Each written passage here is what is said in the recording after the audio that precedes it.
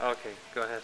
Well, my name is Don Patterson, and I'm the Director of the Environment and Ecology for the municipality of San Miguel de Allende in the heart of Mexico. What do you do exactly? What does that mean? Well, what I have to do, my obligation and responsibility is to protect the environment and do the necessary studies to let us know how to protect the environment. That's basically it. My message today to this group was to continue with this work, basically. And you have to work as team members, which has been very difficult here in Mexico, because we don't have a culture here of common good, and there's a lot of corruption at all kinds of levels, you know, that you have to confront. I mean, that's it. What do you see, Don, as the key challenges to the environment here in San Miguel de Allende? The key challenges, wow.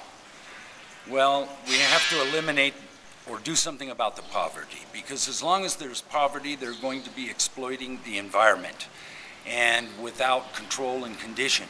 So we have to work into these projects the sustainability dad of these communities. In other words, we have to find them a way to exploit the environment logically and reasonably in order to maintain it and to better it.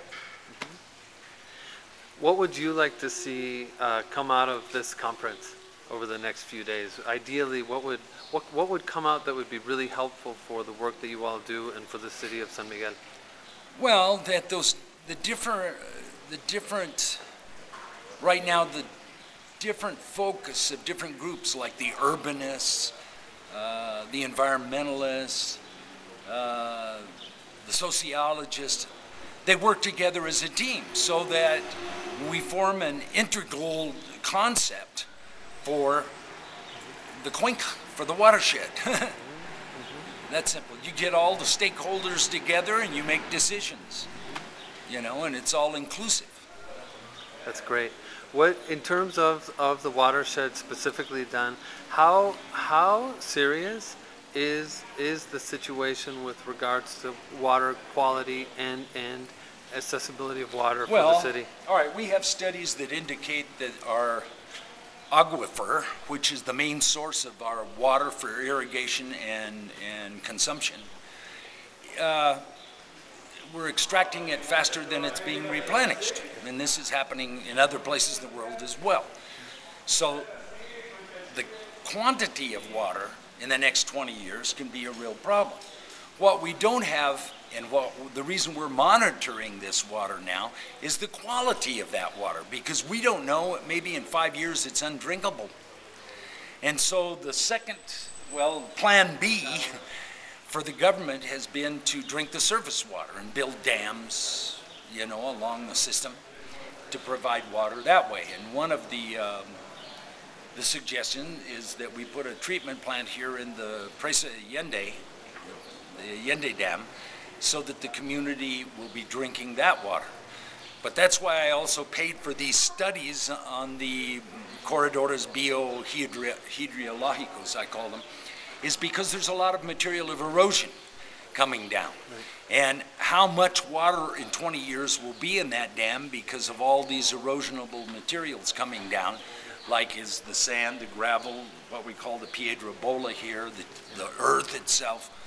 And so we need to work at that, reforesting, rehabilitating the earth, and at the same time, legal programs controlled for the extraction of those materials, because we need to now extract them because the system is not healthy.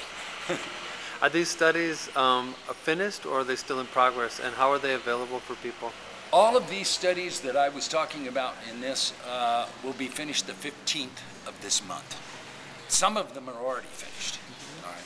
Available, well, to me, that's not a problem. You come to my office, you bring discs, and I'll copy them for you. Excellent. And it's a real chore because, I mean, there's 5,000 pages of annexes to the studies done by the university, for example, you know, so it drives me nuts. I've been reading a lot, as you can imagine. And when you look at the development that's happening here in town, What words of caution do you have for those who are gathered here, concerned about the future of the city, when you look at all of the development that's been happening in these last years? Well, first of all, the recession has helped the environment, because in this administration there's not even half the number of solicitudes, I forget. Permit requests? Yeah, than there were in the last administration, for example. So in that sense, I've been lucky. But the main thing there is I don't find the developers, the percentage of the ones that don't want to comply is very small. The rest of the people understand the mitigation or the conditions that I put on these developers.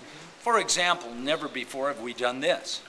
I require in the zone above where we have agricultural land and the problems of flooding, I require that they capture all their stormwater in site, and of course they can use that in their development, so that's a plus for them.